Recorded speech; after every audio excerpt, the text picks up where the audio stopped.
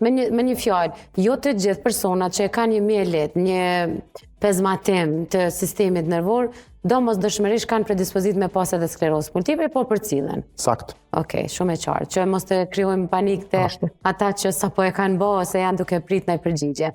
Në ndërkohë, ka edhe shumë pacienta të cilët këtë mielitin e thotë vetë i ripërsëritet, i përcillet, i ritrajtohet, a e shkaktojnë vetë, apo është ndonjë mungesë trupore, diçka që trupi e lufton?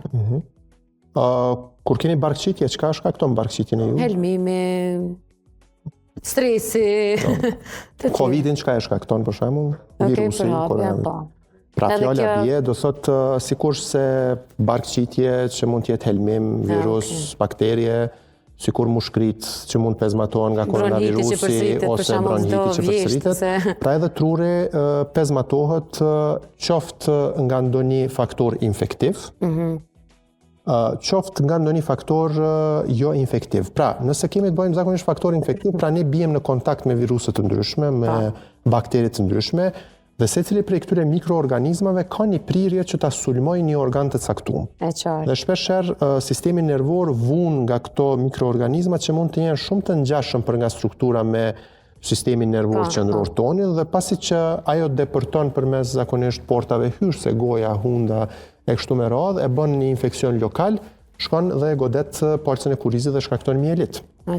Ose mund të mos jetë direkt virusi i përfshim, por virusi e provokon një reakcion imunologjik të organizmit. Organizmi ynë krijon forcat mbrojtëse për ta sulmu këtë virus, mirëpo duke e sulmu këtë virus, e sulmon edhe vetveten tonë, dhe në këtë rast shkakton një pezmatim edhe në palcën e kurizit. Prandaj kur e marrim langun trunor shpinor në këtë rast, gjithsesi përveç këtyre faktorëve dhe antitrupave të veçantë që kanë të bëjnë me sklerozën multiple, ne gjithsesi kontrollojmë edhe faktorët infektiv për çdo rast. Si puna e herpesit? Pak a shumë.